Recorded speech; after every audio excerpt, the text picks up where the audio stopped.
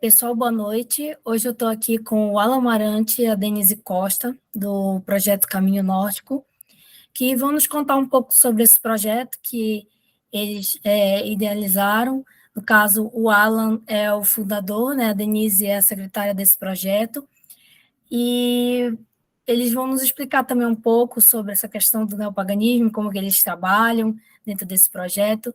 Então, Alan, Denise, sejam muito bem-vindos ao The Viking World, ao canal que está trazendo diversos tipos desse conteúdo, atualmente também, sobre neopaganismo, sobre questões da religião nórdica na era viking. Eu queria começar perguntando para vocês como que começou o interesse de vocês por essa questão de era viking, mitologia nórdica, como que tudo iniciou? Enoxile, é sempre um prazer nós falarmos a respeito desse assunto. Para quem não me conhece, eu sou Alan Marante, eu sou o fundador do projeto cultural Caminho Nórdico. E o interesse, ele começou com a linguística, no meu caso, não necessariamente com a era viking, mas com as línguas escandinavas de modo geral. Agora, acho que é mais abrangente quando a gente fala sobre o interesse a respeito da história nórdica. Isso já tem, para mim, aí quase 20 anos. Começou na adolescência, mas o meu trabalho mesmo, ele começa em 2012, com o desenvolvimento de pesquisa religiosa já, que originou o projeto Caminho Nórdico em 2016. Gostaria de adicionar alguma coisa, Denise, ou eu posso falar sobre a história da fundação do Caminho Nórdico? Bom, no meu caso, eu tinha interesse por culturas antigas, pela história de diversos panteões, só que no neopaganismo eu não encontrava realmente um embasamento, fontes fidedignas, e eu não encontrei a seriedade de uma religião que realmente tivesse a continuidade, né? A origem nativa realmente, que não tivesse se perdido de suas raízes. Então, a minha entrada na fé nórdica se dá dessa forma. Certo. E queria saber como que começou todo esse projeto do Caminho Nórdico. O projeto Caminho Nórdico a gente começou em 2016, depois de 3 livros meus publicados a respeito da prática da religião nórdica. 2 deles, inclusive, eram traduções direto do nórdico antigo para a língua portuguesa. E eu vi que havia um interesse muito grande em as pessoas saberem não só sobre a história nórdica, mas existiam pessoas interessadas em saberem como que isso influenciava a prática religiosa. Nós idealizamos, então, o Caminho Nórdico. Primeiro começou com uma página no Facebook e no Instagram. Até mesmo, em 2018, ele se torna um projeto cultural, com a característica de trazer informações sobre todo o período da história nórdica, então, desde a Idade do Bronze até a história nórdica moderna. Então, o Caminho Nórdico ele não é só religioso e ele não é focado só na era viking. Ele é hoje um projeto cultural, nós então fazemos a preservação de costumes escandinavos e que envolvem culinária, língua, arte, sociedade, e através dessa ideia nós trazemos também conteúdos relacionados à prática do Fornecider, porque o Caminho Nórdico ele não promove o neopaganismo nórdico, ele promove o paganismo nórdico que é praticado até hoje na Escandinávia, o costume antigo. E é interessante que a gente deixe isso destacado, porque o caminho nórdico ele não é uma promoção do Olsatro, que é mais conhecido nos Estados Unidos, e nem do Asatro da Dinamarca, que é também um movimento neopagão com fortes raízes na Wicca. No nosso caso, o que a gente promove religiosamente falando é exatamente a prática do Fornecider.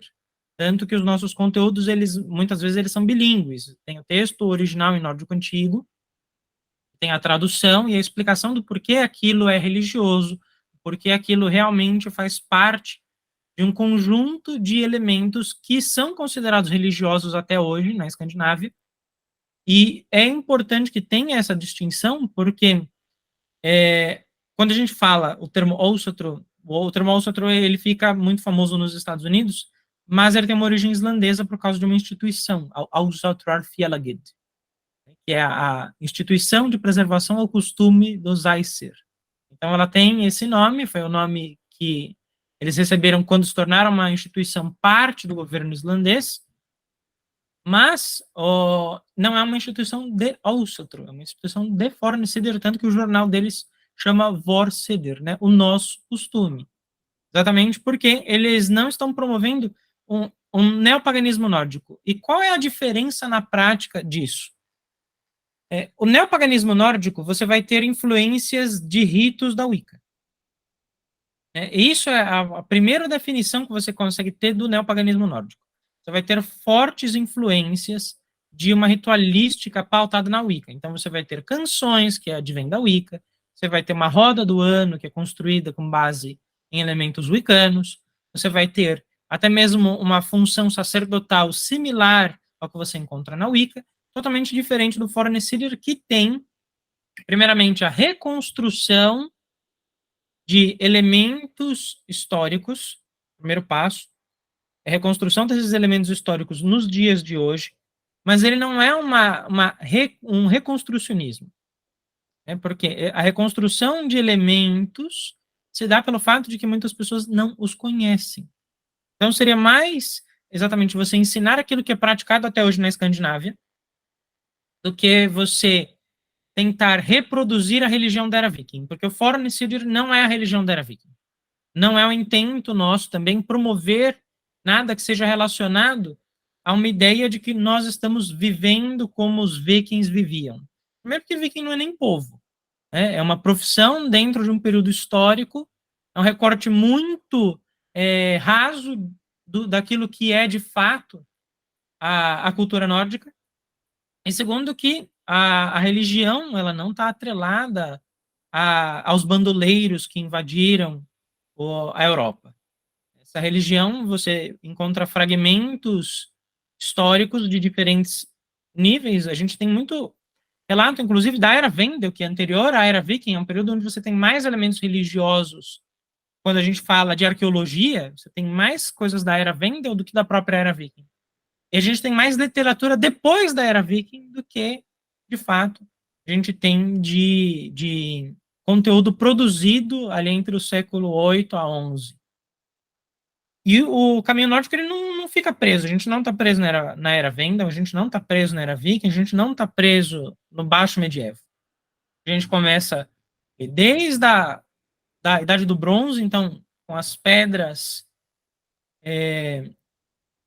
com os desenhos rupestres, e depois as pedras rúnicas, até mesmo as poesias da Era Viking, a alta literatura, e até mesmo a literatura que fomenta o que o Fornsider hoje que é no século XVIII, que são exatamente os movimentos de resgate às tradições antigas.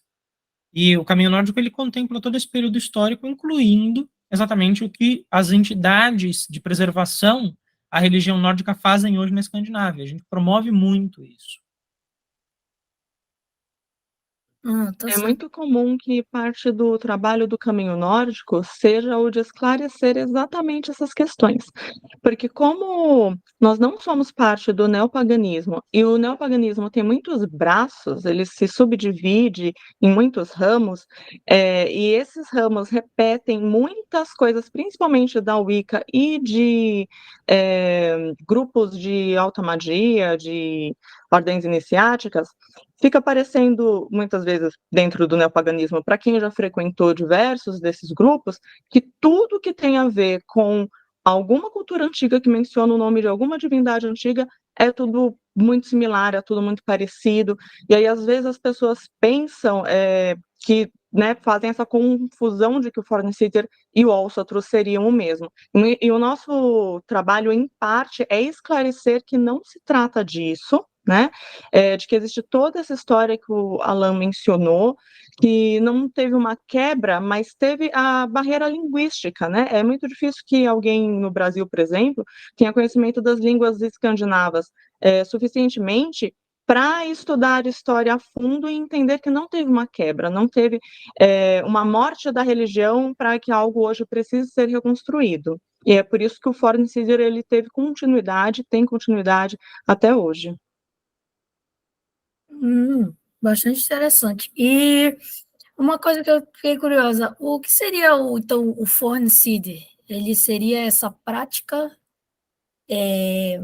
que tenta, de certa forma, um resgate com as religiões antigas, ou ele, na verdade, ele é uma coisa que surge mais com um estudo do que uma prática religiosa?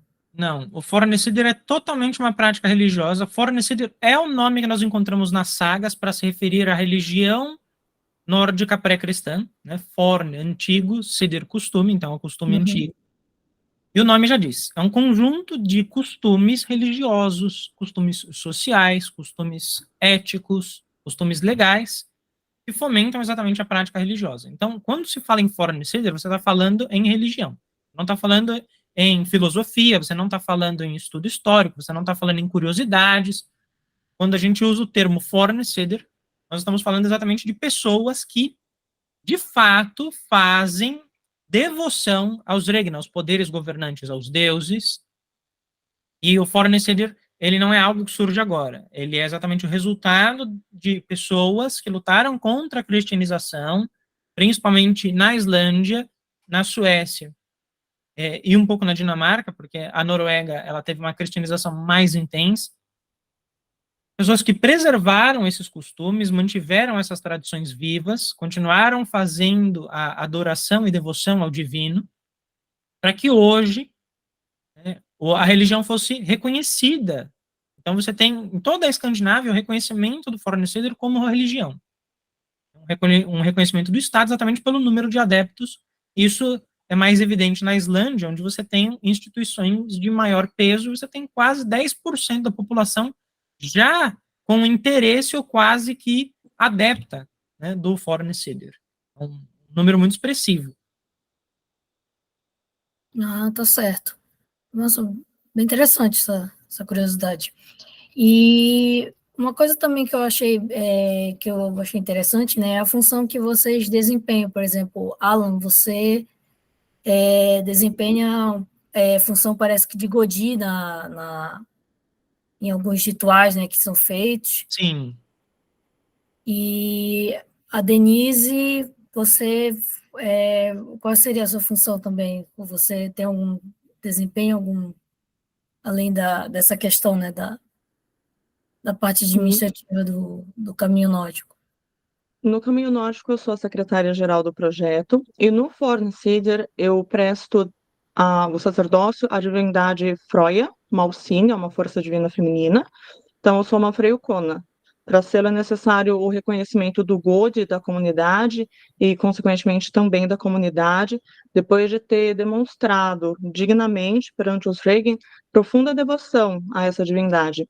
Então, eu auxilio o Alan no que ele precisa nos Blota, e mais especificamente nas devoções que são pertinentes ao culto à Freia, e eu também auxilio nas questões da nossa assembleia, né?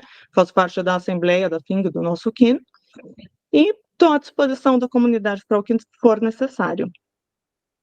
Nós temos trabalhos religiosos que são relacionados aos ritos mais importantes, como nascimento de crianças, casamentos e também ritos funerários.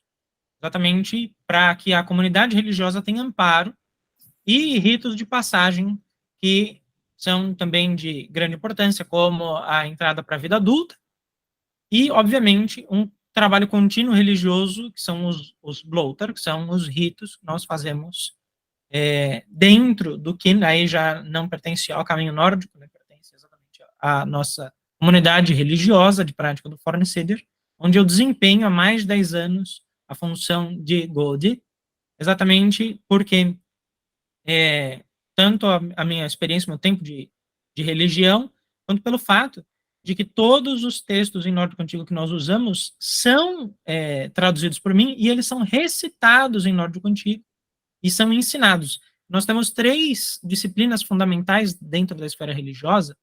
A primeira é a Norrena Godafraid, que é exatamente a teologia nórdica, onde nós ensinamos as histórias como elas eram contadas nas fontes primárias. Não reinterpretações que nós encontramos em livros modernos, mas exatamente aquilo que é narrado nas sagas na íntegra. Os textos são lidos em nórdico antigo, eles são interpretados em nórdico antigo, eles são traduzidos de forma técnica, com as mesmas bases gramaticais que o nórdico antigo requer, para que a tradução seja quase uma tradução palavra por palavra, com os mesmos tempos verbais, com as mesmas declinações, com os mesmos casos gramaticais sendo apresentados e explicados. A gente tem, inclusive, tabelas gramaticais que são apresentadas nas nossas aulas. Mesmo os conteúdos que são apresentados no caminho nórdico, a gente tem algumas aulas que são do caminho nórdico. São voltadas exatamente para as pessoas conhecerem mais sobre os Regns, sobre os deuses. Nós temos mais de 50 aulas que já foram ministradas e que hoje podem ser adquiridas através da nossa plataforma digital, que está disponível no Instagram. E essas aulas, elas têm tabelas explicando, por exemplo, como o nome de uma divindade declina, que substantivos que estão presentes dentro do nome daquela divindade, como é que aquele nome se forma, como é que ele se desdobra nas línguas nórdicas modernas, como que ele é interpretado de fato, como que ele aparece nas sagas, como que ele aparece nos poemas escáldicos, indo muito além, inclusive, de só uma interpretação rasa, que muitas vezes fazem. Por exemplo, a gente pega uma divindade que tem muito erro, Njordr. Njordr, as pessoas falam que é o deus da pesca. Não existe nenhum texto que fale que ele é o deus da pesca. Nenhum texto nórdico fala que ele é o deus da pesca. Agora fala que ele governa os portos, ele é o chefe de todos os templos, o rei de todos os homens e o protetor dos templos. Então, o que os livros modernos falam? É o deus da pesca. O que os nórdicos falavam? Era o protetor de todos os templos, o rei de todos os homens, aquele que concedia as maiores riquezas que um homem poderia obter na vida. Então, de um lado, a gente tem os livros modernos falando como se ele fosse uma divindade de pouca importância, porque há uma interpretação moderna de que a pesca seria uma atividade econômica até subalterna, quando na era viking mesmo, a pesca era uma das atividades econômicas mais lucrativas, e até hoje continua sendo. O atum norueguês, por exemplo, uma fonte de renda na casa do $1 bilhão para a Noruega. Então, não é uma atividade econômica de baixa importância, de pequena importância. E, ao mesmo tempo, há uma interpretação errada, porque se basearam em algumas ilustrações que ele aparecia com um remo. E automaticamente a interpretação moderna foi, é uma divindade da pesca, uma divindade menor, sendo que foi uma divindade que rivalizava em culto com Odin na Noruega. Existiam regiões onde o culto a Njordr era maior do que o culto a Odin, e Odin é a divindade principal escandinava.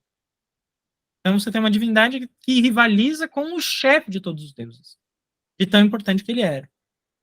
E o nosso trabalho, ele vem à tona exatamente para isso, nas nossas aulas, nos nossos cursos, nas nossas palestras, nas nossas atividades, tanto as atividades públicas, nos eventos que nós participamos, quanto nas nossas plataformas digitais. Toda vez que a pessoa tiver contato com um conteúdo do caminho nórdico, ela vai ter a explicação do texto original, com o texto original ali, com referência, com página, com ano do texto, com o autor do texto, juntamente com a sua tradução feita palavra por palavra, exatamente para que não haja nenhuma deturpação do sentido. E nós buscamos, inclusive, quando a gente fala de divindade, a gente busca muito os Kenningar, que são os termos poéticos. A gente traz listas desses termos poéticos, porque são os termos poéticos que falam que a divindade governa. Era assim que as pessoas se referiam. Então, ao invés de você falar, é o deus da pesca, você falava, era o governante da costa, o senhor das riquezas do mar, o grande rei que promove o caminho dos navios, o condutor dos bons ventos. Você não falava, ninguém na era viking, e nem mesmo posterior, mas pegando, por exemplo, a poesia escáldica, que é a poesia da era viking, Você não vai ver alguém falar assim, ele é o deus da pesca. Assim como ninguém falava assim, né, que Odin é o deus da magia. Não, ele é o único criador de todos os encantamentos. É assim que era referido. Por quê? Quando você pega um elemento histórico e você tenta aglutiná-lo numa palavra moderna, tirando a poesia, você está ignorando exatamente como os nórdicos comunicavam-se com as suas forças divinas, que era através das poesias, através das canções, das quais, inclusive, nós fazemos uso. O trabalho do Caminho Nórdico, ele tem a intenção de promover a história nórdica como um todo, mas nós somos, além de pesquisadores, de acadêmicos, de linguistas e tradutores, nós somos religiosos. Todos os membros do Caminho Nórdico são pessoas que praticam fornecider, são pessoas que são de fato religiosas. Obviamente, nós temos um critério acadêmico muito grande, mas o nosso critério acadêmico é para que a religião seja praticada da forma como ela precisa ser praticada, e não como eu imagino que ela deve ser praticada. Nós pensamos exatamente na importância do coletivo. A Denise levantou a mão, pode falar. Uhum. Toda essa riqueza no estudo que o Alan escreveu, o estudo etimológico, a tradução palavra por palavra, a ter-se realmente as fontes primárias, ou seja, o que os nórdicos falavam sobre a sua própria fé e falam sobre a sua própria fé, sobre a sua própria cultura, é isso que nos permite preservar tanto culturalmente quanto religiosamente aquilo que nós amamos na cultura escandinava. Porque alguns dos principais, mais repetidos enganos, eles advêm de que alguém em algum momento achou que seria uma boa ideia divulgar algum tipo de gnose pessoal, ou alguma informação errônea ou mal traduzida que ela achou em algum momento, e aí esses diversos enganos se perpetuaram, como, por exemplo, Njordr é o deus da pesca? Não, ele é o governante da costa. E tem diversos outros enganos modernos, diversos deles são, inclusive, sobre os Vanir. Tem gente que trata como se fossem divindades que nunca tivessem, em nenhum momento, se dado bem com os Aesir e trabalhado em conjunto com eles, o que é totalmente absurdo. As fontes mencionam que eles se tornaram sacerdotes entre os Aesir e que eles colaboravam entre si. Então, quando você se atém às fontes primárias, não se cai em enganos modernos que advêm de algo que não tem verdadeiramente um embasamento histórico, cultural, religioso. E a possibilidade de preservação é somente quando você realmente se atém àquilo que é verdadeiramente registrado e sagrado para um determinado povo e num determinado local. O nosso trabalho se pauta nisso, no caminho nórdico e também no Fornicidia. Tá certo. Então, também há digamos assim, um rigor, uma primazia para poder manter, né, essa questão da pesquisa, né, de poder trazer esse lado das fontes primárias, principalmente, para poder que as pessoas vejam como que é o funcionamento baseado como está sendo visto na Escandinávia, no caso. Exatamente. A nossa ideia principal é que a pessoa que aprenda com o caminho nórdico, ela possa viajar para qualquer país escandinavo e realizar práticas da mesma forma como é realizado lá. Então, o que ela aprende aqui, o que ela entende aqui, o que ela absorve aqui, é equivalente ao que é ensinado lá. E nós temos exatamente uma premissa, porque a partir do momento onde você ensina as fontes primárias, e você não deixa mais a nível de interpretação, você consegue fazer com que a religião seja resultado, de fato, daquele povo e não a interpretação de alguém. Porque sempre que há alguma ideia ou alguma hipótese, isso sempre é colocado como uma hipótese ou como uma ideia. Caso contrário, precisa ser comprovado nas fontes. Nós temos essa premissa dentro do caminho nórdico, até mesmo para que as pessoas saibam que o que elas estão aprendendo está pautado, de fato, no que o povo escandinavo praticou e pratica. Por exemplo, né, o meu último livro publicado foi a Voluspa. Ela é uma edição trilingüe, então ela tem a edição original do manuscrito, inclusive com o facsílimo.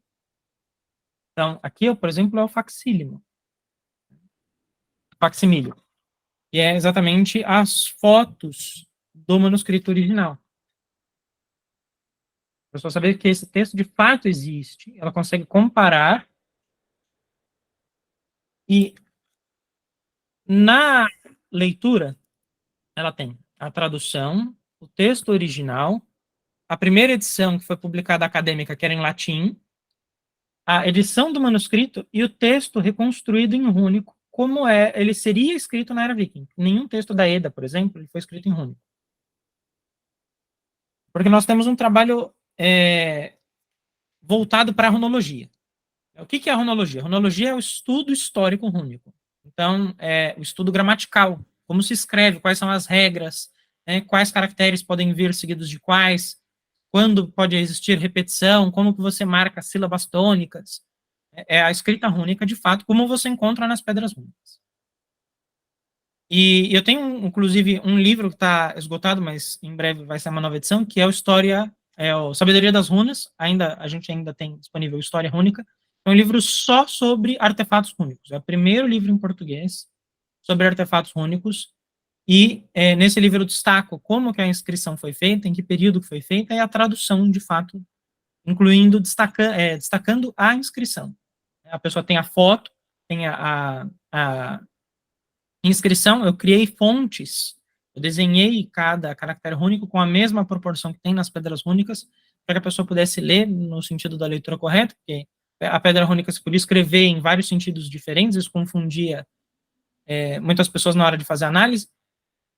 E destaco exatamente a importância das pessoas entenderem que runas não são um instrumento de adivinhação. Elas sempre foram um instrumento religioso, mas não um instrumento de adivinhação. Dentro da religião isso é importante, porque 90% do que a gente faz com runas é escrever. Existe, sim, uma parte devocional, onde as pessoas buscam conselhos aos deuses, mas isso é uma prática divinatória, uma conversa com o divino, não uma adivinhação do futuro. Agora, isso é uma esfera muito pequena, porque a maior parte do tempo as pessoas estão escrevendo e fazendo registros históricos com as inscrições rúnicas. Não é à toa que o nosso logo ele contém inscrições rúnicas que são históricas. São inscrições rúnicas que estão em nórdico antigo, dentro do nosso logo, exatamente nos lembrando o que nós devemos nos ater. Essa sabedoria que permeia o fornecedor, porque essa aqui são as nossas letras, nós registramos a nossa devoção ao divino com elas. Então nós não podemos deturpá-la de forma alguma, e a gente reforça muito isso, como que a runologia ela é elemento fundamental para qualquer praticante da fé nórdica. Por quê? Caso contrário, você está fazendo uma coisa chamada anacronismo histórico. O maior erro, por exemplo, as pessoas acharem que o Elderfooter, que é o conjunto de 24 caracteres, foi usado na Era Viking. Ele não foi usado na Era Viking. Ele já tinha sumido faz 200 anos, quando a Era Viking começa. As únicas inscrições rúnicas datadas da Era Viking são com o Younger-Footer que com as Midgjaldur. Aqui, por exemplo, é o Younger-Footer. E esse é um erro histórico que ele é, inclusive, repetido por livros famosos.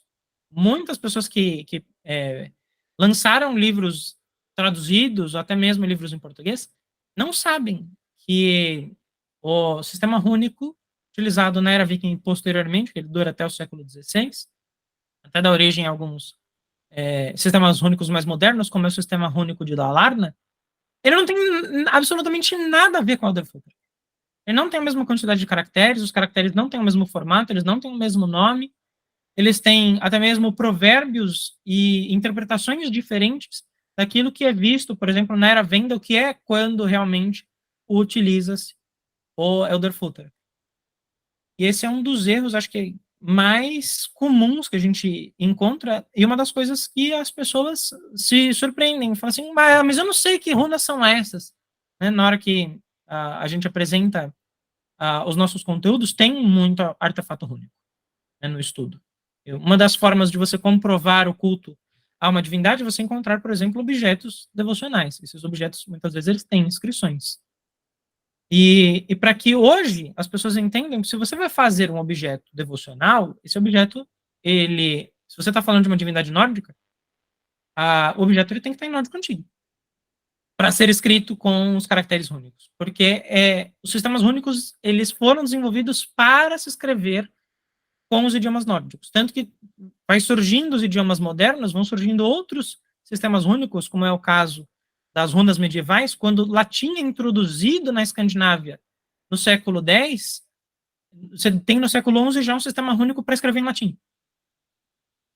Ele já é diferente do Jungerfutter, que você tem alguns caracteres que não existem no nórdico antigo. Então, se a pessoa está fazendo um objeto devocional, esse objeto é uma réplica histórica, a maior parte, lá fora, quando as pessoas fazem objetos, a maior parte são réplicas históricas, do que reinterpretações. Por que se opta por réplicas históricas? Porque as réplicas históricas, você sabe que eram sacrifícios votivos, eram objetos que realmente foram entregues por divindades, do que você simplesmente tentar adivinhar o que a divindade vai aceitar. E aí você encontra realmente inscrições feitas em nórdico antigo, ou com o nome da divindade, ou com uma oração para aquela divindade, feitas naquele objeto. E 90% das vezes você vai ter isso escrito em nórdico antigo, né? E algumas vezes você vai ter em sueco, às vezes vai ter em dinamarquês, mas a razão pela qual eles usam os idiomas modernos é, às vezes, porque esse objeto ele foi traduzido para aquela língua. O objeto, às vezes, tem até uma coisa engraçada. Você tem um objeto que é da era viking, mas ele está escrito em dinamarquês com o sistema rúnico mais recente, que são as runas medievais. E isso, eu acho que é uma das coisas que mais surpreende as pessoas. O fato de que, de fato, existem regras para se utilizar as runas. Você não simplesmente pega, esse aqui é o A, esse aqui é o B, esse aqui é o D, esse aqui é o T. Não é isso. Essas tabelas que a gente encontra na internet, elas, na verdade, foram inventadas. Mas quando você vai escrever, como em qualquer outro idioma, por exemplo, a gente tem o LH, a gente tem o NH, a gente tem o C cedilha, a gente tem o O com diacrítico, a gente tem o O fechado, o O aberto. Isso também existe nas línguas nórdicas. Por exemplo, todas as vogais escandinavas, elas têm o diacrítico. O diacrítico é o que a gente chama de acento agudo. Isso modifica que runa que você usa para escrever. Porque modifica o som. E muita gente não faz a menor ideia disso. Então, às vezes você simplesmente pegou uma tabela de internet e escreveu uma palavra em português, como acaba acontecendo muito, ou até mesmo em inglês. E você acabou escrevendo algo totalmente diferente numa língua escandinava. Não era a intenção, porque é um sistema de escrita feito para a língua nórdica, assim como a gente tem, por exemplo, os kanjis para escrever em japonês. Você não vai escrever em português usando os kanjis. Cada sistema de escrita ele foi desenvolvido para uma língua e ele acompanha toda a gramática daquela língua. Não é só uma questão cultural. Ninguém utilizava os caracteres únicos simplesmente porque, eu acho que isso aqui é bonito, eu acho que isso aqui é mágico. Não. É porque isso aqui é capaz de transcrever a minha fala da forma como eu estou falando, né, com as normas de pronúncia que eu utilizo. Mas se a gente for também para analisar, as runas também têm, de certa forma, um caractere mágico também. Tem, né, elas possuem, obviamente, uma importância religiosa muito grande, mas, por exemplo, a maior parte das vezes, quando a gente fala de magia rúnica histórica, você tem um amuleto onde o encantamento, o Galdr, ele estava escrito ali. Então, a pessoa tinha composto uma canção e ela escreveu isso no objeto. Do que simplesmente você imaginar que cada letra dessa seja um símbolo mágico. Eles até têm significados isolados, representações de elementos da natureza e elementos relacionados ao divino, mas quando se fala exatamente em objetos com inscrições rúnicas, eles têm textos escritos. Não é simplesmente a pessoa foi lá e pegou um monte de letra aleatória, né, um monte de símbolo rúnico e riscou de forma desordenada, ou muito menos aqueles símbolos que a gente vê na internet, que as pessoas pegam vários desenhos rúnicos e misturam um dentro do outro. Isso não existe. Isso, na verdade, é uma má interpretação de uma coisa chamada ligadura tipográfica. A Denise levantou a mão. Pode falar. Não, perdão, você ia concluir, é só para eu não perder a ideia aqui. Pode falar. Essa ideia moderna de que a magia rúnica é uma coisa ao acesso de todos e muito simples e feita como seu coração manda, nada disso é cultural e histórico, se você se atém realmente ao que é escandinavo. Da onde isso advém? Da onde se constrói essa ideia? Ocorreram apropriações indevidas dos caracteres rúnicos, tanto por ordens iniciáticas como pelos movimentos neopagãos, que são fortemente influenciados pelas ordens iniciáticas. E aí, motivações comerciais levaram pessoas a passar, digamos que, receitas de bolo sobre como interpretar as runas ou fazer supostas magias rúnicas em livros. Isso se popularizou muito com o que se entende por movimento New Age, né? A nova era, a popularização do esoterismo. Então, essas informações foram repetidas muitas vezes em muitas publicações que não são fidedignas linguisticamente, nem culturalmente e nem religiosamente. Elas serviram unicamente ao propósito de gerar algum lucro para o autor. Mas elas não são como funcionam os caracteres rúnicos, não é como se os utiliza para consultar o divino, para se utilizar as runas religiosamente, porque no Foreign Caesar, na fé nórdica nativa, na fé nórdica como ela é, não tem uma dissociação da magia e a fé. Quem pratica a magia é porque tem um embasamento religioso, cultural, histórico e moral para praticar aquilo da forma adequada, da melhor maneira e com a responsabilidade necessária, inclusive prestando serviços à sua comunidade. Então não é assim, não é pegar um manual, né, e achar que aquilo condiz com o que é realmente sagrado para a cultura nórdica. Não é dessa forma. Essa ideia se constrói nessa linha do tempo que eu descrevi. E, infelizmente, ainda hoje é muito repetido,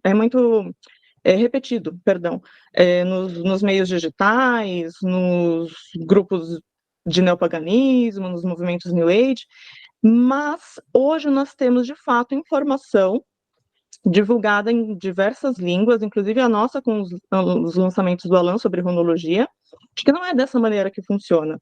Muitas pessoas terminam tendo certa curiosidade com a cultura nórdica através do interesse de obter alguma espécie de poder praticando o que elas pensam ser magia rúnica ou algum outro tipo de magia que elas pensam ser algo muito, muito fácil, né? Muito prescritivo através de supostas regras que em manuaizinhos parecem muito fáceis.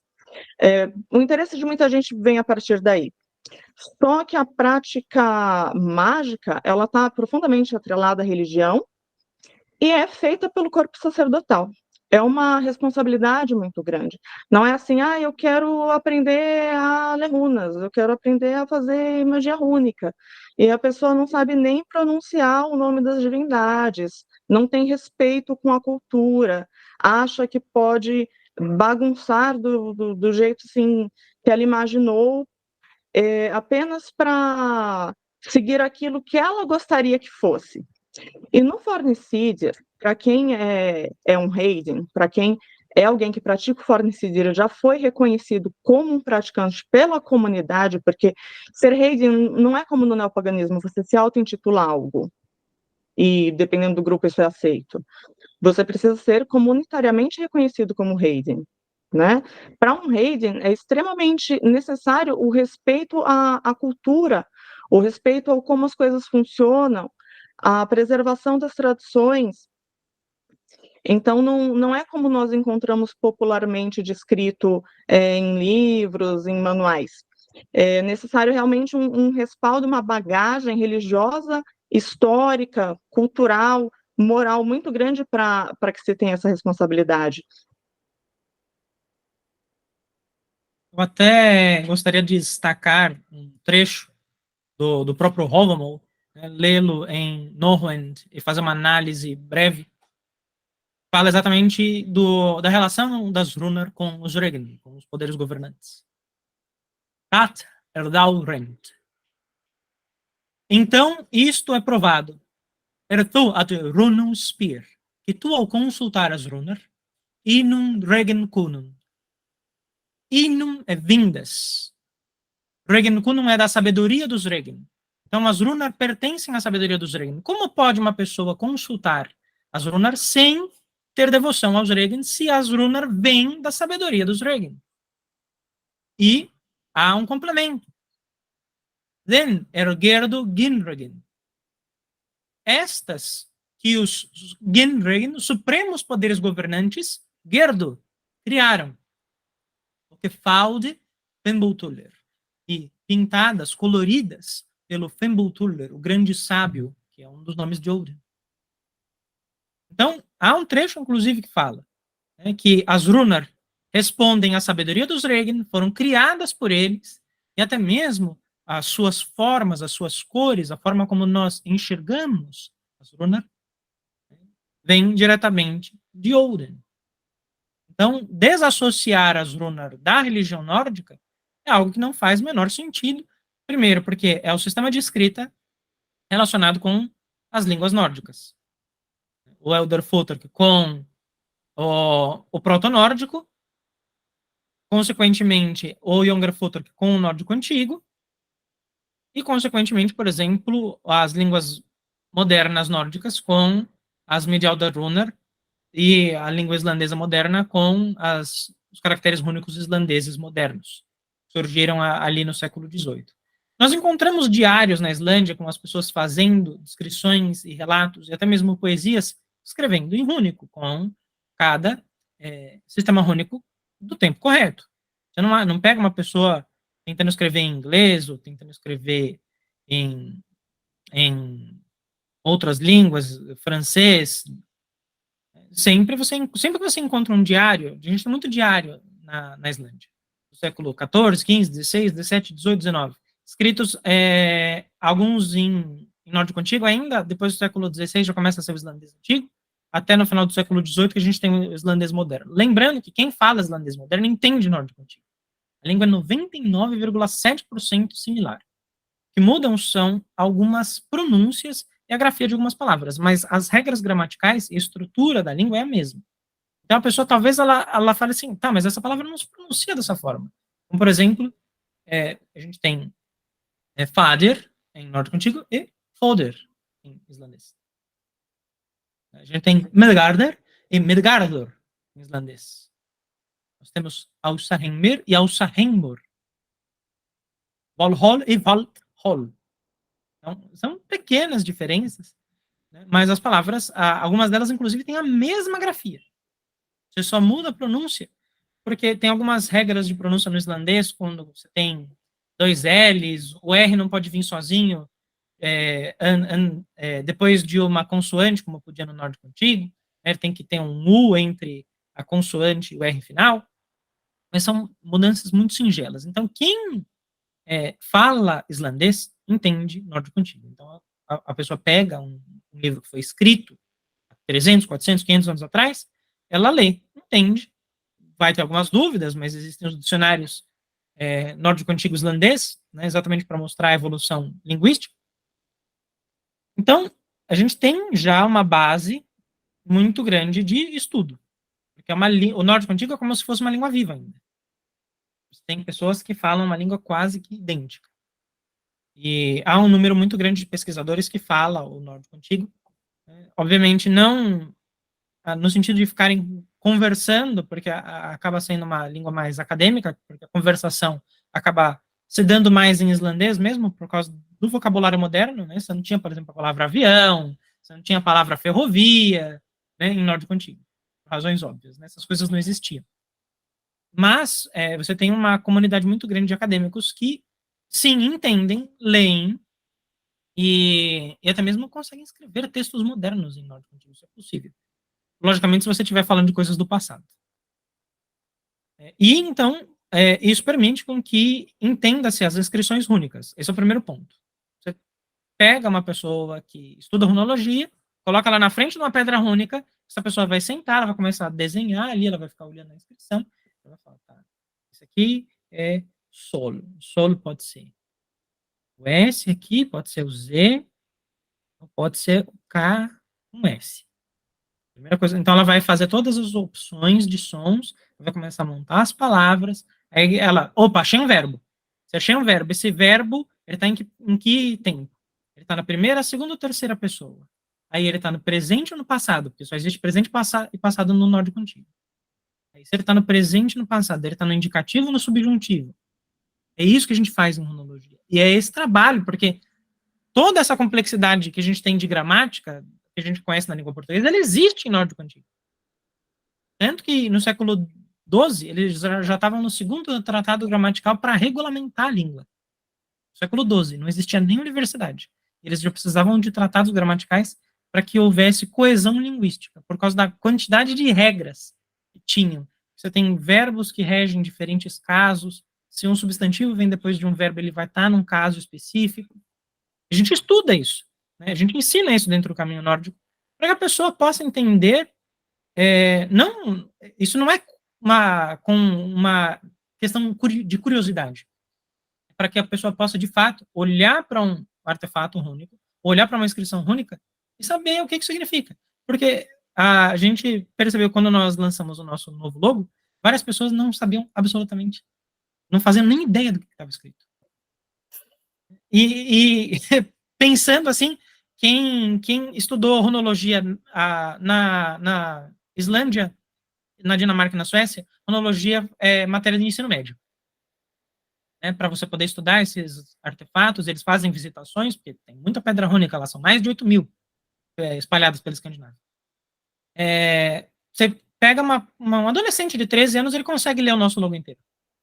Fácil. Né? Não é um texto complexo, mas a prova de que a gente está muito atrasado nesse quesito, porque a gente fala muito de religião nórdica no Brasil, mas a gente está falando um pouco de a religião nórdica de fato como ela é, e sim, na verdade, uma reinterpretação do que as pessoas imaginam que seja a religião viking, porque não é nórdica. Isso deve gerar um pouco de polêmica, né? Gera, mas assim, é uma questão de necessidade, porque não dá para a gente desrespeitar a cultura nativa de um povo. Isso é um ponto, acho que, fundamental. A gente tem que lembrar, isso pertence a um povo, pertence a povos nativos que vivem naquela região há mais de 3.000 anos, sobreviveram a grandes catástrofes, a eventos sociais e históricos fundamentais, e essa população ainda vive naquele lugar. E se você altera isso, você está sendo desrespeitoso com povos nativos. Eu acho que não há polêmica maior do que você simplesmente ignorar a cultura de um povo. Hoje a gente fala muito sobre respeitar os povos nativos e os povos originários.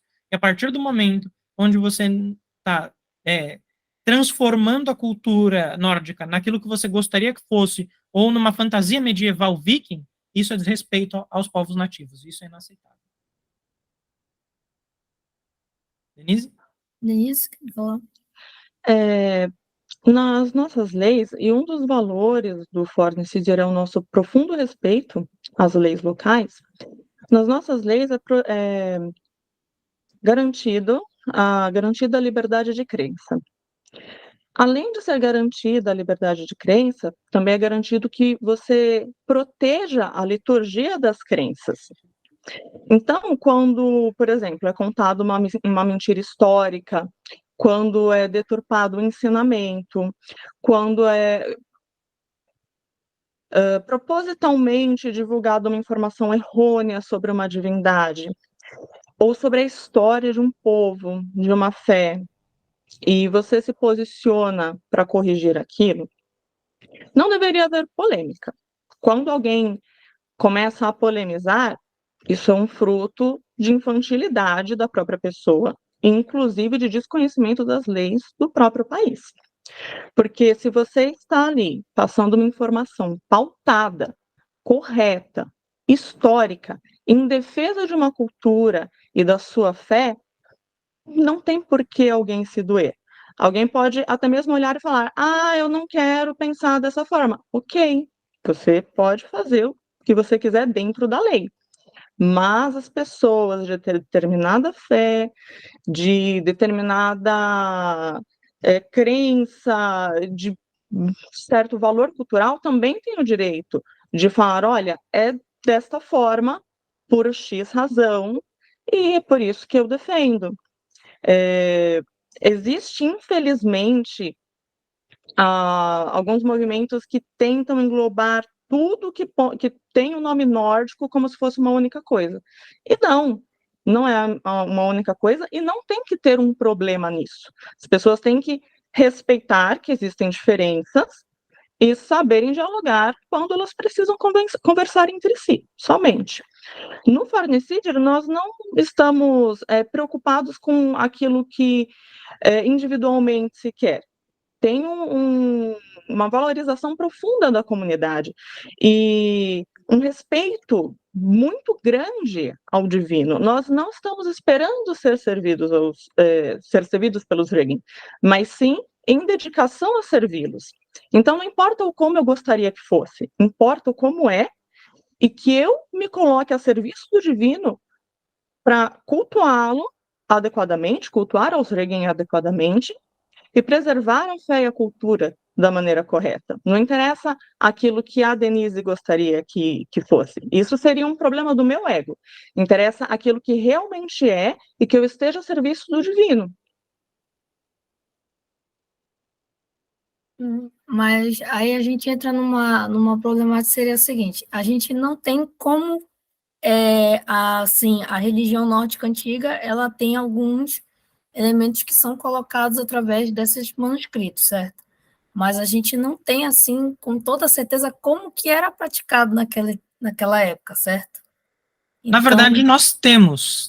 As sagas narram bem como os ritos eram feitos. Com canções tradicionais, essas canções foram compostas pelos Skald, porque a função do Skald era tanto de produzir canções devocionais, porque se a gente pega, por exemplo, o Egil Skallagrimsson, um Skald muito famoso, um dos mais exímios da Era Viking, ele tinha centenas de canções devocionais. Só que o que acontece? As canções devocionais dele não falavam o nome das divindades, falavam só os títulos. Isso passa despercebido. As pessoas não sabem interpretar aquilo como algo religioso, porque se não tiver o nome, se não tiver o nome de Frigg ali, se não tiver o nome de Odin, se não tiver o nome de Thor, a pessoa não sabe o que significa os termos. Ela não sabe, por exemplo, que grande condutor do Sol e da Lua é o nome de Odin. Ela não tem esse conhecimento. Então, quando as pessoas falam não se sabe como era praticado naquela época, primeiro que a gente tem um outro elemento. Nós sabemos como é praticado hoje na Escandinávia. Então, você já tem uma quebra de reinterpretação. Eles continuam praticando a religião deles, é a cultura deles. Eles estão fazendo isso. A mesma coisa que você ir numa tribo nativa de qualquer outro povo. Você vai e observa como eles praticam hoje. Aí você compara o que eles praticam hoje com os relatos históricos. E aí você vê que as similaridades existem. Por quê? Existem descrições de como os templos eram montados, até mesmo com o tipo de madeira, como as estátuas eram dispostas, tamanho. Você tem, pelo menos, porque o pessoal gosta só de falar da Eda, mas você tem mais de 1000 documentos escritos em nórdico antigo que são datados da Era Viking. Que deram origem às sagas. Só poemas feitos por scouts. Aí você tem mais centenas de sagas, das quais as pessoas mal leram uma ou duas, textos grandiosos, às vezes sagas de 300, 400 páginas. A gente tem o livro dos assentamentos da Islândia, é um livro que só conta como os assentamentos se deram e conta vários hábitos cotidianos, vários deles religiosos, porque os nórdicos sempre foram muito religiosos. Nós temos a lei do ganso cinzento, que foi uma das leis fundamentais da Islândia, que falam, inclusive, sobre coisas que eram proibidas pelo cristianismo de serem feitas. Por que era proibido? Porque eram exatamente costumes do fornecedor. Entraram na lista de proibições. Nós temos, obviamente, as práticas que são feitas hoje. Nós temos canções de mais de 1000 anos. Nós temos poemas de mais de 1000 anos, que ainda são recitados. A gente pega, por exemplo, tem um artista islandês muito famoso, o Sigur Rós. Ele é famoso por ter reinterpretado vários poemas em nórdico antigo, nos seus trabalhos musicais. A gente tem, no caso dele, é mais histórico do que algumas outras bandas, como o Ardruna também. O Ardruna também tem, mas é uma pegada mais comercial. Mas essas bandas que vão surgindo, elas, na verdade, são resultado, por exemplo, se você for em uma comunidade religiosa nórdica, uma comunidade fornecida na Islândia, você vai ver as pessoas cantam dezenas de canções uma atrás da outra, uma atrás da outra. As pessoas têm várias dessas canções decoradas de tão comuns que elas são, assim como nós também temos. No nosso trabalho religioso, nós temos canções. Essas canções são ensinadas, a gente sabe como cantá-las. Eu posso até mostrar um pedacinho, né, para vocês terem ideia de que isso é vivo, isso é vívido, isso é ensinado, isso é aprendido, isso é preservado.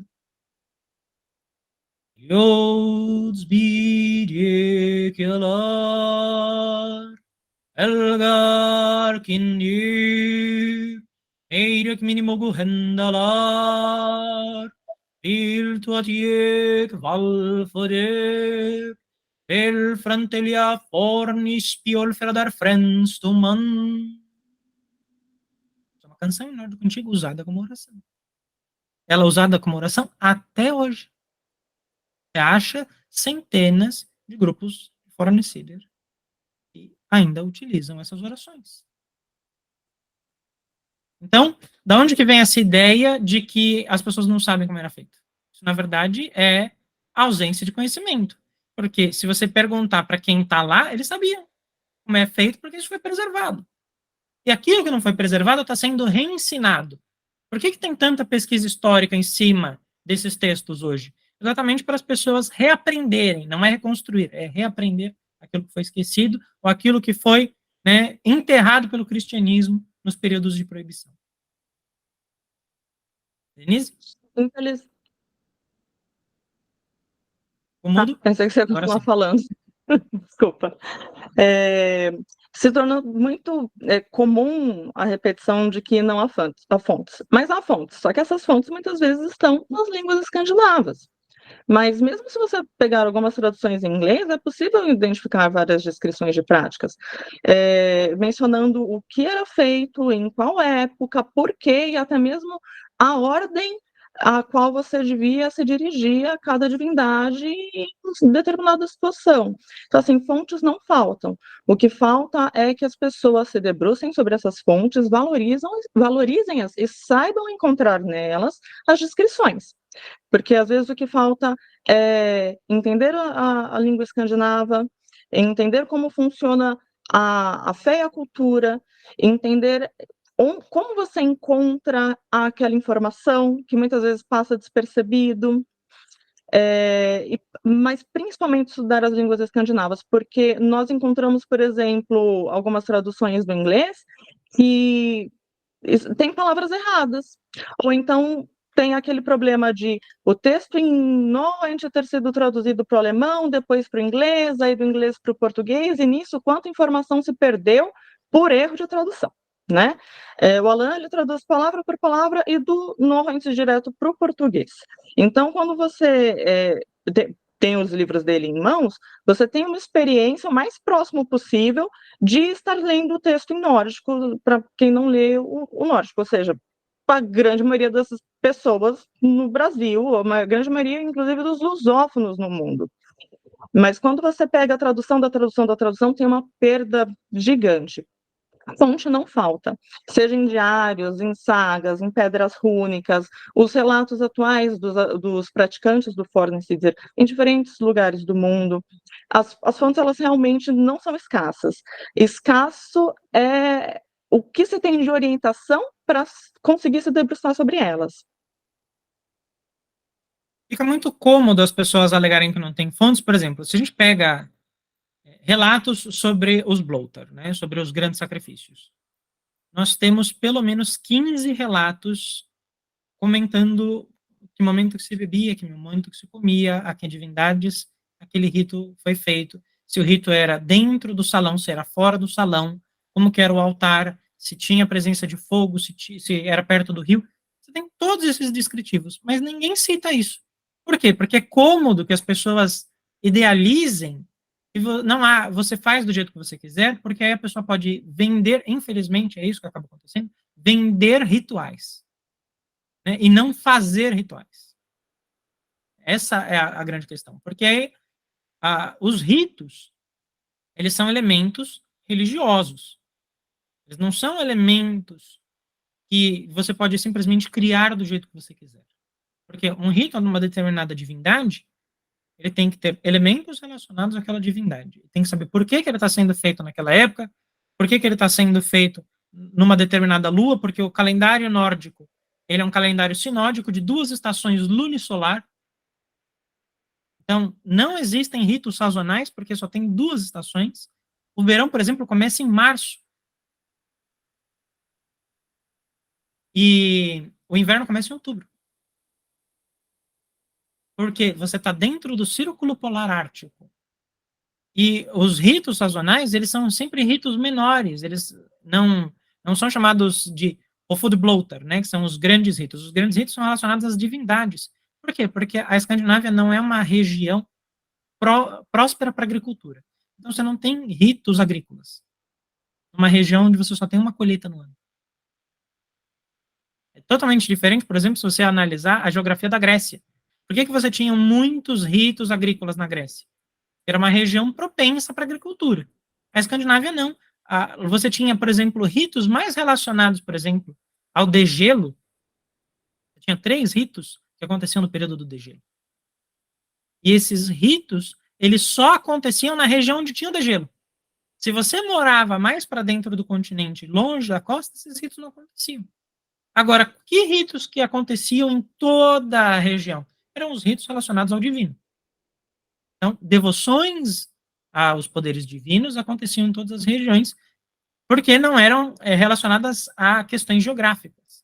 Por quê? Porque os nórdicos viajavam muito. Então, você tinha ritos que eram relacionados a essas viagens, você tinha ritos que eram locais, você tinha ritos que aconteciam, por exemplo, a gente pega relatos de ritos que aconteciam na Inglaterra iguais aconteciam na Noruega. A geografia da Inglaterra não é igual à geografia da Noruega. Na Inglaterra você tinha 2 colheitas, porque os nórdicos criaram a Danelaw, era a Dinamarca dentro da Inglaterra. A geografia era totalmente diferente. Lá você tinha vários ritos que não existiam, por exemplo, na Noruega. Porque você tinha mais de uma colheita, você tinha grãos diferentes. Esses ritos, eles eram relacionados sim com a terra. Agora você identifica que os ritos de devoção ao divino eram iguais. Aconteciam na Dinamarca, aconteciam na Inglaterra. Iguais, porque você está falando de uma divindade, você não está falando de uma questão geográfica. A gente pega a ideia de que todo povo pagão era um povo relacionado com a terra. Só que isso não é verdade. A partir do momento onde os nórdicos tinham como a principal meio de sobrevivência a criação de ovelhas, você vai ter mais ritos relacionados ao abate de animais, e é por isso que o bloat tem esse nome, né? O bloat significa exatamente abater. O verbo bloata é o verbo sacrificar. Então, qual é o princípio básico do bloat? Que você tem um Veisla. O Veisla é um banquete. Para que haja um banquete, precisa existir o quê? Não é colheita de grãos. Abate de um animal. E há uma premissa de que o abate do animal era o começo do bloat. Ou seja, o bloat, hoje em dia, não há mais o abate de animal porque você tem meios de armazenar comida. Quando se desenvolvem meios de armazenar comida, já o animal já abatido, né, preservar a carne, o bloat, ele passa a ser relacionado exatamente com o banquete, não mais com o abate de animal. Então, raramente, hoje em dia, você vai ver grupos de fornecedor que fazem abate de animais, a não ser quem viva em fazendas, porque na Islândia ainda tem muita população que vive em fazendas. Aqui no Brasil a gente também tem. O nosso país é um exemplo de país agrário. Então, algumas pessoas fazem ainda por quê? Você cria o animal para consumo. Então, faz-se isso até hoje. Por exemplo, se você tirar a criação de animais da Islândia, você mata a população inteira de fome. É impossível você ter uma produção de alimentos sustente. A população da Islândia sem a criação de ovelha e carneiro. Impossível. É cientificamente provado. Porque é o único meio de você alimentar essa população que sobrevive ao frio. Porque lá não existe árvore. Então não tem árvore frutífera. Não existe árvore na Islândia. Nem arbusto. Então, morango na Islândia só vem de fora. Banana na Islândia só vem de fora. Maçã na Islândia só vem de fora. A única coisa que essa pessoa consome é carne, seja peixe ou carneiro. Então, a carne do animal é um elemento sagrado. Tanto que eles falavam, né, nos relatos. A gente pega, por exemplo, na Jomsvikinga Saga, que quando o animal era abatido para o bloat, não poderia se desperdiçar nada. Então, tudo que pudesse ser consumido seria consumido, e o couro seria utilizado, os órgãos que não são consumidos são utilizados para fazer adubo para a terra, os ossos eram moídos para fazer também, o osso do animal, quando ele é triturado, ele é uma grande fonte de ferro para o solo, eles já sabiam disso. Então, por exemplo, dos peixes, que a cartilagem você não consegue consumir porque é perigosa, né, de você se engasgar, eles trituravam ou misturavam ensopados ou usavam como adubo para a terra. E continua sendo assim até hoje. Por quê? Porque na Islândia você tem. Quem não mora em Reykjavik mora numa fazendinha. Isso é fato. Só existe uma cidade na Islândia. Então não tem como as pessoas criarem uma ideia de que não se sabe o que é feito, porque se sabe. Só que é fácil de você dizer que são mistérios. Por quê? Porque é mais fácil do que você fazer uma análise presencial e você realmente buscar aprender com os nativos. As pessoas não querem fazer isso. Elas preferem dar a própria interpretação do que eu vi quem mora na região até hoje e passa. Na Islândia continua fazendo -30, né? Continua tendo todos os desafios geográficos. A única forma, por exemplo, de você ter água aquecida na Islândia é aquecendo a água usando o vulcão que está embaixo da Islândia. Não há outra forma de ter a água aquecida. E as pessoas ignoram isso. Esquecem, pensam na Escandinávia como se fosse algo super tecnológico. Pensam na Escandinávia como se fosse, na verdade, os Estados Unidos. E lá, na verdade, você tem, sim, grandes indústrias, mas afastadas da civilização. Essas indústrias, inclusive, são indústrias, a maior parte das indústrias escandinavas são indústrias petroleiras, não são indústrias de tecnologia, como a gente tem na China, como a gente tem no Japão, como a gente tem nos Estados Unidos. Porque lá, praticamente, grande parte da fauna e da flora é intocada ainda. Se você vê aquelas imagens de drone que o pessoal faz da Islândia, você ainda vê que toda aquela região montanhosa que foi formada pela erupção vulcânica, ela não foi destruída para construir ferrovias ou até mesmo vias de passeio. Tanto que, para você andar na Islândia de carro, tem uma única estrada. Que era a mesma estrada que eles andavam de carruagem. Eles construíram uma estrada em cima. E é isso. Então, a gente tende a pensar que o nórdico hoje não tem nada a ver com o passado dele. Sendo que, na verdade, se você falar das pessoas que moram na Islândia, todas essas pessoas descendem de quem veio para lá na era viking, fugindo ou procurando um lugar para fazer um assentamento.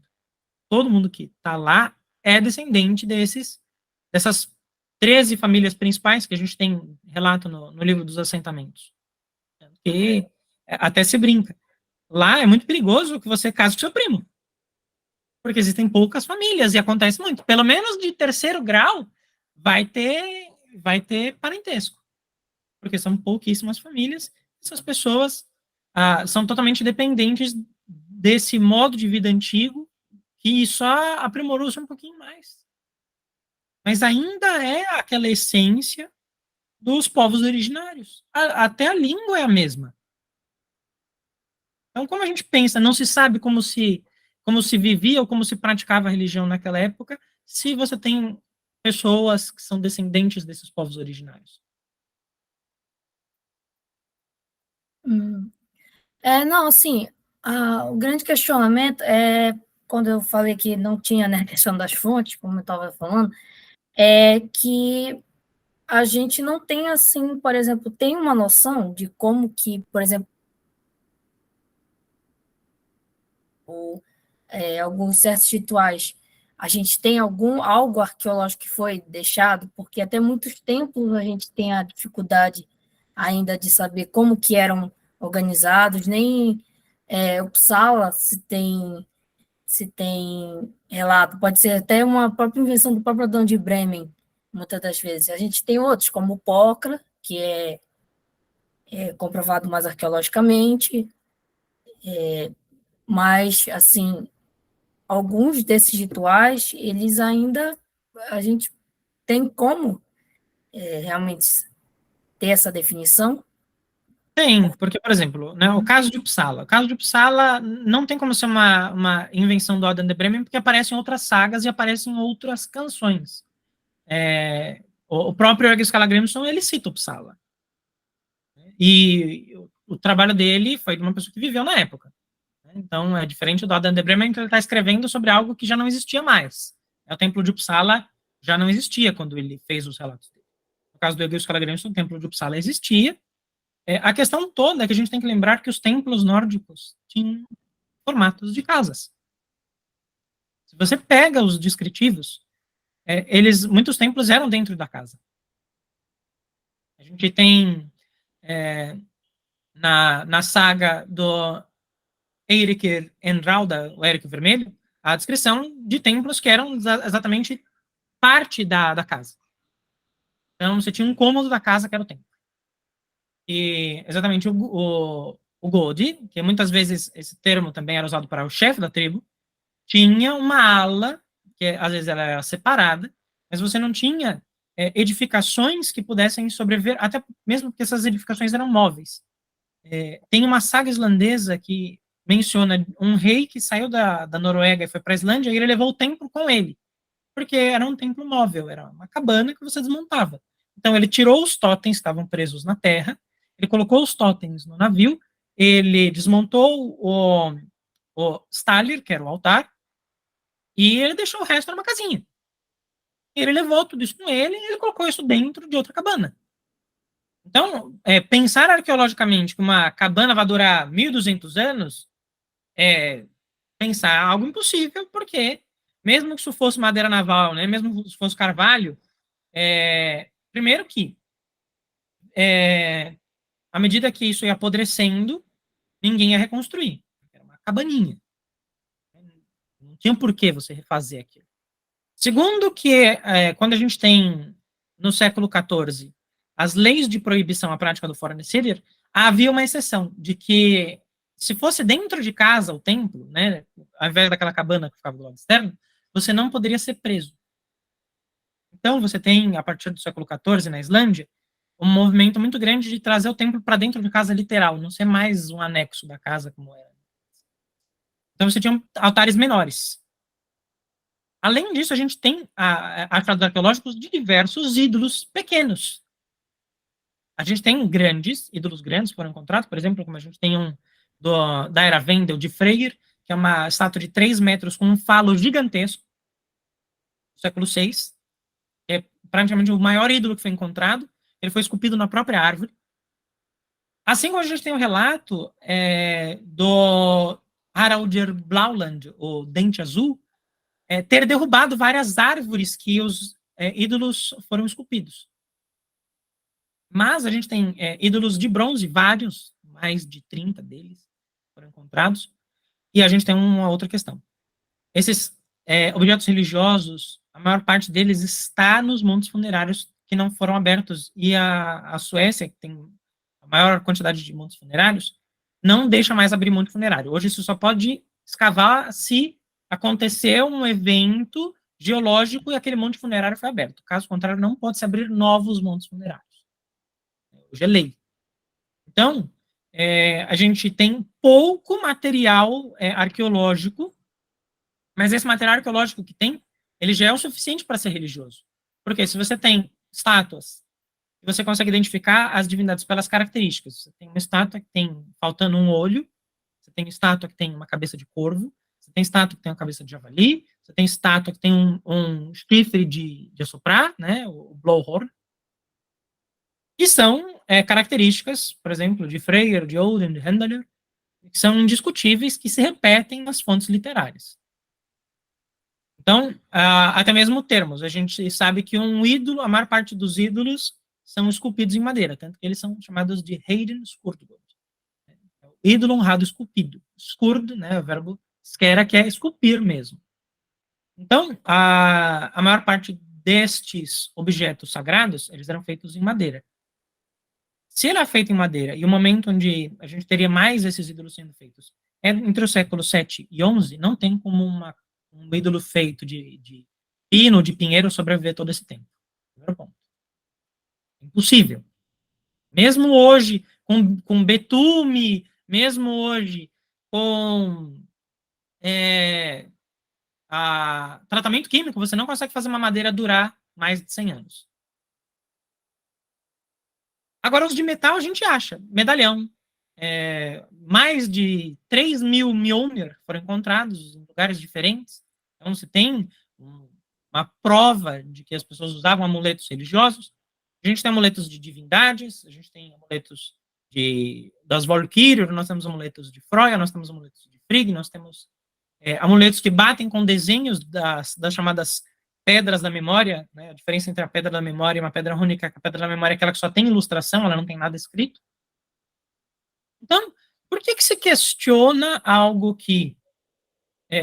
quantos achados arqueológicos eu preciso para provar algo que eu achei, por exemplo, se eu achei 30 peças de um período histórico, aí eu achei mais 60 de outro. Aí, até hoje, essas peças continuam sendo reproduzidas na Escandinávia. Você tem ídolos de bronze, ídolos de madeira, continuam sendo feitos. A gente tem relatos desses mastros feitos até pelos Rus, e que, inclusive, são feitos até hoje na Rodnovere, que é a religião nativa eslava. São aqueles ídolos enormes, que são os mastros, que têm a cabeça gigante. O que fazia? Cortava-se a copa da árvore, pegava aquele tronco, enfiava aquele tronco no local e fazia um rosto. Durante a perseguição na Escandinávia, na Suécia, por exemplo, existem leis que proibiam você erguer isso no seu quintal. Então, por que tinha uma lei que proibia? Porque tinha gente que fazia ainda.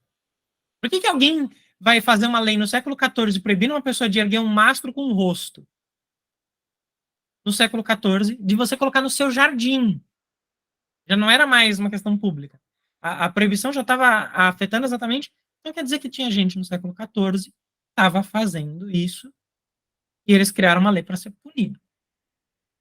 Então, a gente pensar que a gente está dependendo da arqueologia da era viking. Esse é o problema. Você não vai ter um objeto de madeira, que a maior parte dos ídolos eram de madeira. A gente pega, as sagas falam que era de madeira, falam que eram mastros que eram fincados na terra, ou que eram grandes estátuas, né, feitas às vezes do busto, né, da divindade, ou de corpo inteiro, entalhadas na própria árvore. Não tem uma árvore que, depois de arrancada da terra, vá viver 1000 anos. Mesmo se você suplante em outro lugar. Agora, os pingentes, só assim dando uma questão da problemática, é porque, por exemplo, a questão do pingente, quando a gente fala que é Valkyria ou que é Freya, o que é o grande problema? A gente não tem um detalhe de que aquele pingente, porque a gente nunca encontrou uma representação de como era, por exemplo, Freya na era viking. A gente tem mas um pingente, eu dizer, olha, isso aqui é uma Freya, isso aqui ela é mais, acho que de senso comum, de certa forma. Ou dizer que é um pingente de Valkyria, ou porque pode ser uma mulher comum da era viking que foi representada naquele pingente. Quando você analisa, por exemplo, o pingente da Senhora de Tuna, você vê que a face, ela é como se ela fosse um pouco metamórfica. Você não tem certeza se é uma face humana ou se é uma face de uma ave de rapina. E Freya é associada com a arte da falcoaria. É descrito, inclusive, Ela se transforma em um falcão. que ela tem um manto, né, de penas de falcão e pode se transformar em falcão.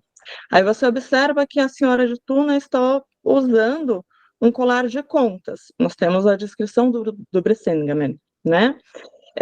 Então, Colar de contas.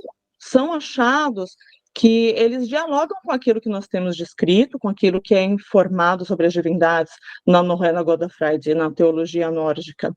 Então, se fosse só uma mulher comum, talvez não tivessem tantos indícios que nos levassem a entender que é Froia. Às vezes vai da vontade do pesquisador o que ele quer opinar ali. Agora, que há indícios, por exemplo, no Pingente da Senhora de Tuna, que é uma representação de Froia, com certeza há. E há outros também exemplos de pingentes, mas esse eu acredito que é um bom exemplo em razão da questão do rosto. Uhum. E com relação aos ídolos de bronze, a gente tem, por exemplo, um famoso, né, de Sigtuna, que ele não tem um olho. Ele não tem um olho, ele tem um elmo de batalha específico, né, na representação. Você vê, inclusive, a proteção do nariz, que é um elmo que é utilizado só pelos guerreiros mais experientes. Ele não tem um olho, e ele tem um cinto específico prendendo a túnica, que indica a cota de malha. Você tem nas descrições de Odin que Odin utiliza, quando ele vai para a guerra, um elmo feito de ouro e uma cota de malha muito brilhante. Lógico que você tem que lembrar que você está falando de uma estátua feita num molde de gesso para fazer o casting em bronze. Então não dá para você fazer extremamente detalhado isso. Mas é impensável que uma pessoa ia simplesmente fazer uma estátua de um guerreiro comum, né, gastando bronze puro ou prata pura para representar um homem comum e isso fosse guardado numa caixa junto com outros ídolos. Não há relatos nas sagas de que as pessoas faziam representações de homens comuns, mas há relatos nas sagas de que as pessoas carregavam ídolos das divindades. Então, isso já é mais provado. Você não tem nenhum relato também escrito de pessoas que tinham o seu corpo, né, representado nesses ídolos que eram erguidos nos mastros. Esses mastros que eram erguidos, que era o mastro de madeira com o rosto no topo, era única e exclusivamente feito para fazer representações do divino. Tanto que eles tinham pregos específicos que eram fincados, e esses pregos eram chamados de pregos do divino. Faziam exatamente a prensa desse mastro na terra. E você pega 3 sagas diferentes, de 3 épocas diferentes, as 3 falam sobre esses mastros. Por que esses mastros não são encontrados? Porque não tem como. Porque esses mastros foram erguidos, a maior parte deles, entre o século 7, 8 e 9. No século 10, você já começa a ter conflitos religiosos e as pessoas já começam a diminuir o tamanho dos objetos para poder fazer em casa, para fugir da perseguição religiosa, principalmente com a expansão do Harald Blaland. Ele foi um dos que mais destruiu ídolos e templos. Então você não vai ter, né, como é que alguém iria ter deixado todo esse tempo um mastro daquele fincado na terra num espaço sagrado? E, por exemplo, Uppsala, a gente tem que lembrar o seguinte, que onde hoje é Uppsala não é onde é Uppsala nas sagas. Onde é Uppsala nas sagas é onde hoje é Gamla Uppsala, onde foi construída uma igreja gigantesca em cima. E onde você tem um cemitério embaixo dessa igreja. Só que essa igreja não pode ser escavada. Você tem um cemitério embaixo da igreja, isso é provado, sabe-se que tem esse cemitério embaixo da igreja, tem pelo menos mais de uma centena de corpos, e quantos objetos estão enterrados embaixo? E a gente tem que lembrar, quantas igrejas foram escavadas e encontraram pedras rúnicas no meio da fundação da igreja? De fato, assim, de memória, eu lembro de mais de 100 pedras rúnicas que foram encontradas no meio da fundação da igreja, onde eles literalmente construíram a igreja em cima de um monte funerário de um rei ou de um chefe tribal. Então não tem como a gente esperar que a arqueologia vá dar todas essas respostas, mas ela já deu várias. A gente tem, por exemplo, só no Museu de História Natural da Suécia, mais de 200 objetos que foram colocados em exposição que são considerados religiosos. Entre facas, amuletos, brasões, broches, essas pequenas estátuas feitas de bronze e de prata. Agora, se a gente for relativar, não, isso aqui o cara estava representando a esposa dele, ou isso aqui é a representação do chefe da tribo. O chefe da tribo vai carregar uma lança, vai ter um olho e vai ter na cabeça dele a representação de corvo. Não dá para a gente forçar desse jeito. Né? Acreditar. Por quê? Porque nas poesias tem um texto muito famoso chamado Thorsdraupa. No Thorsdraupa fala que as pessoas tinham na cozinha pequenos afrescos feitos de madeira, entalhados com muito esmero de passagens das poesias. E o Thorsdraupa foi feito 120 anos antes da Edda. O Thorsdraupa ele é do século IX. E aí fala que no texto ele fala o seguinte, que ele via nesse afresco Thor tirando a Jormungandr do mar num afresco. No outro afresco tinha Thor jogando um anão no fogo, num barco pegando fogo. E que a gente encontra isso na profecia da morte de Balder. Que ele joga um anão que estava cantando perjúrios aos Regen e ele atira um anão na pira.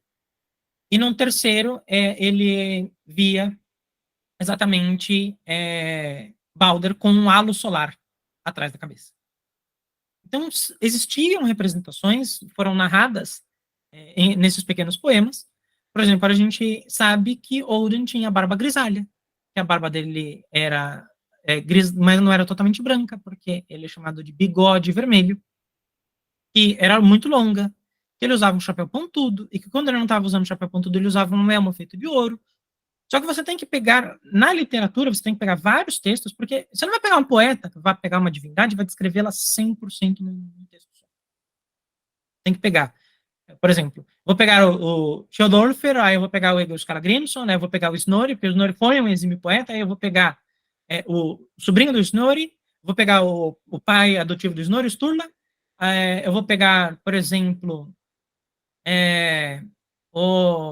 poesias do século XIII, que são mais tardias, depois da Edda, que fazem umas descrições um pouco mais completas, e eu vou analisar tudo isso, porque o Fornecidir não é um recorte da Era Viking.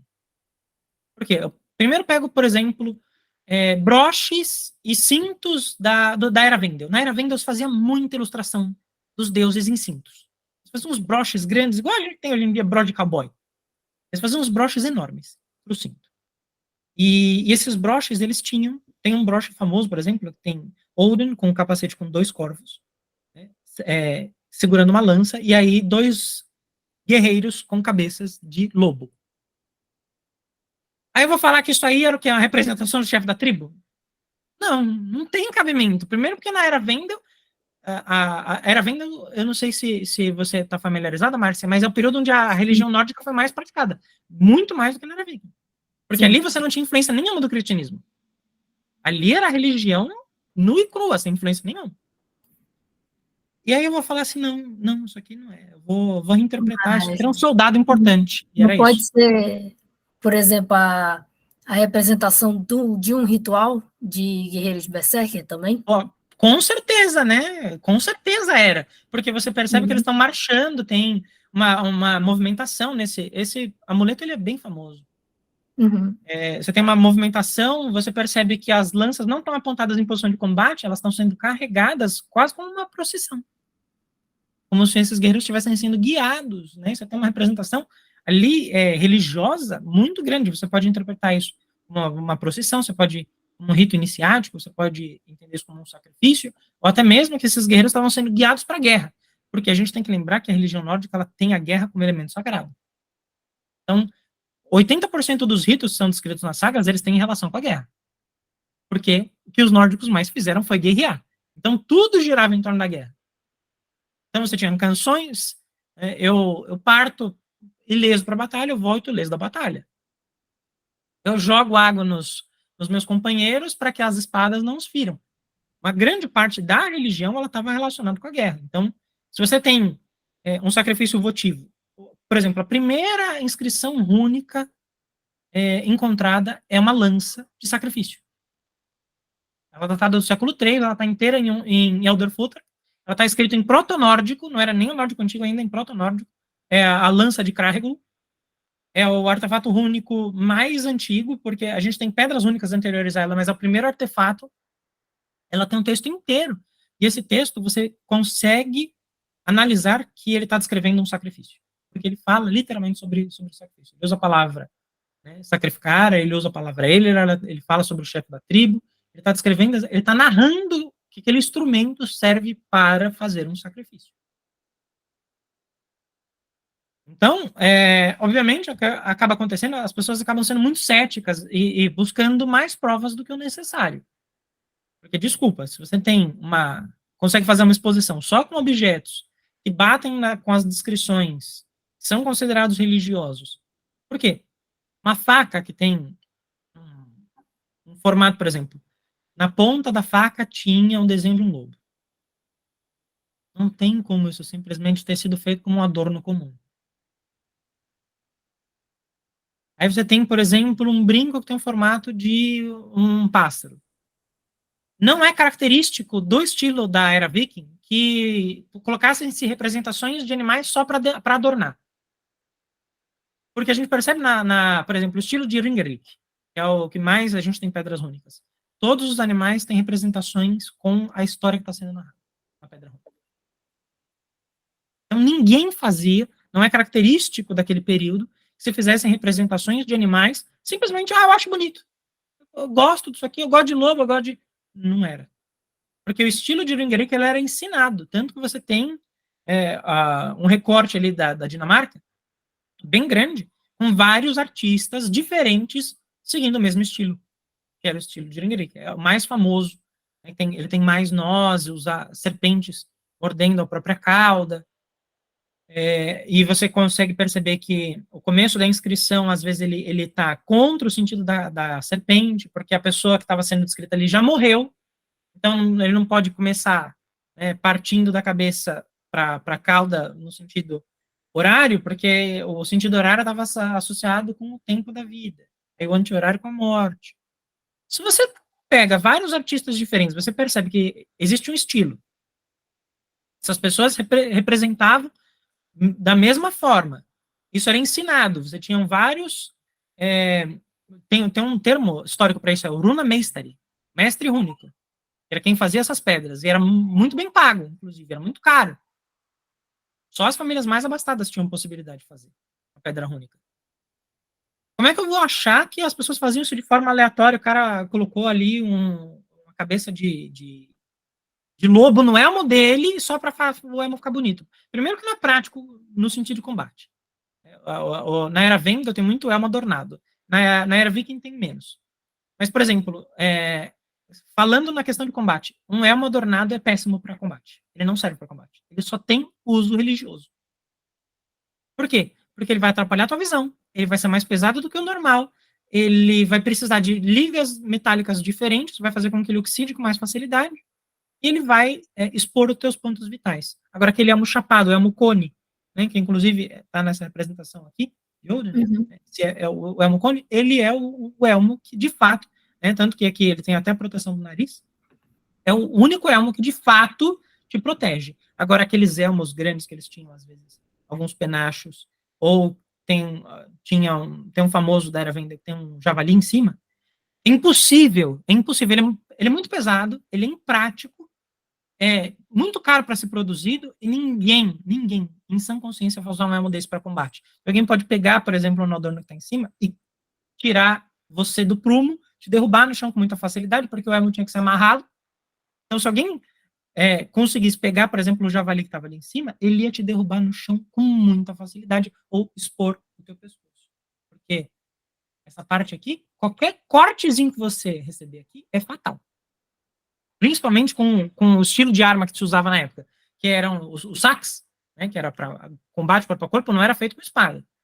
A espada é uma arma mais de intimidação. Era mais o sax, que é uma faca longa.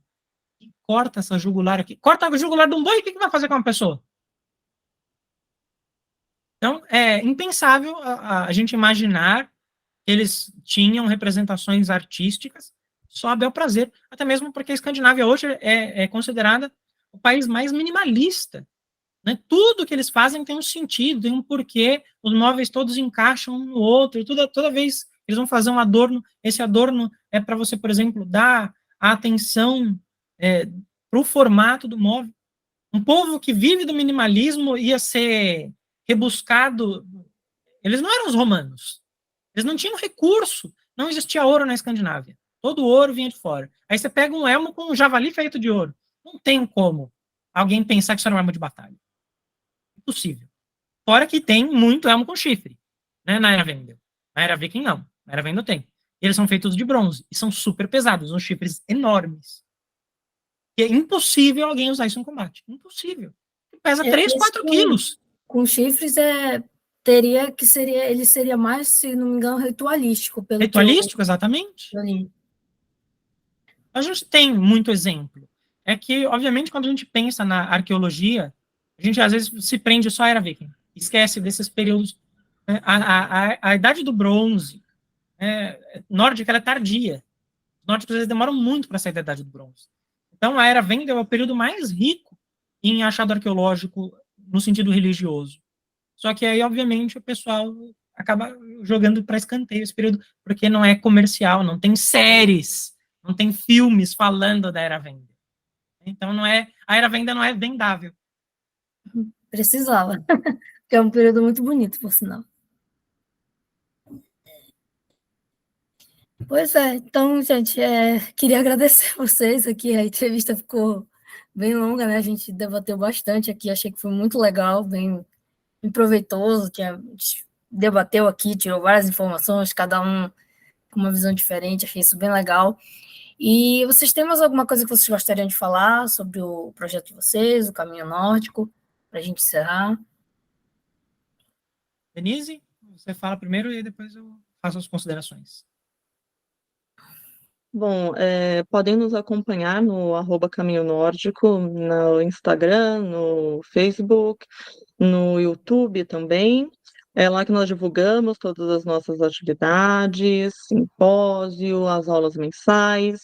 Nós temos algumas atividades em eventos de diálogo interreligioso. Somos sempre muito bem-vindos e felizes em participar dos eventos, em dialogar, mostrar a nossa fé, conhecer um pouco da fé das outras pessoas também. É lá que nós divulgamos essas atividades presenciais e também as online. As que são online podem ser acompanhadas por qualquer pessoa de qualquer lugar do mundo, desde que ela seja lusófona, né, porque as aulas são em português, as explicações no caso, né, mas mostrado muito conteúdo em Novent, tem muitas traduções, muitas fontes primárias que são mostradas nas atividades. Se não for possível para alguém acompanhar online, tem como nós provermos o material posteriormente para que seja assistido.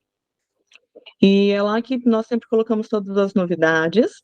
É possível adquirir de fora do país também, nós temos alguns alunos de fora, tem aluno no Japão, tem aluno em Portugal. Sempre somos muito felizes em poder divulgar o Fortnite e a cultura escandinava de forma geral. Então, aí ficamos sempre muito felizes em receber novos alunos e poder preservar os costumes, que é o que nós fazemos. Eu agradeço a oportunidade de conversar, Márcia, muito obrigada, e que o seu canal continue prosperando. Muito obrigada. Dizer para todos que nos assistem e nos ouvem que o objetivo do Caminho Nórdico é trazer um conteúdo histórico-religioso. Então, a pessoa que estiver estudando conosco, mesmo que ela não tenha a intenção de praticar o Fornecider, não é o nosso objetivo com as nossas aulas. O nosso objetivo é exatamente ensinar a história nórdica, ensinar a teologia nórdica e, consequentemente, trazer a cultura escandinava para esse radar, tanto de parte histórica quanto de vivência. A pessoa entender. Nós narramos muitos fatos que aconteceram com vários exemplos. E nós queremos que as pessoas entendam que o Caminho Nórdico ele está aqui para somar forças e trazer a cultura nórdica como um todo para o Brasil de forma acessível, porque as pessoas pensam assim, mas eu nunca vou conseguir aprender nada de nórdico antigo. Eu digo, muitas pessoas que estudam conosco absorvem o vocabulário, às vezes até entendem um pouco do que a gente fala, exatamente porque o conteúdo é feito para uma pessoa que não fala absolutamente nada de nenhuma língua nórdica. Então, embora o conteúdo técnico esteja recheado de fontes primárias e na íntegra, as explicações são feitas considerando que a pessoa não tenha conhecimento prévio nenhum. Então, o nosso objetivo é exatamente tornar todo esse conteúdo acessível, sempre explicado de forma didática e trazendo as informações como elas são divulgadas de fato. Eu agradeço, Márcia, a oportunidade de podermos participar e torço para que outros convites surjam aí no futuro. Não, tá certo. Muito obrigada. Vou só aqui pausar aqui a gravação para dar mais um agradecimento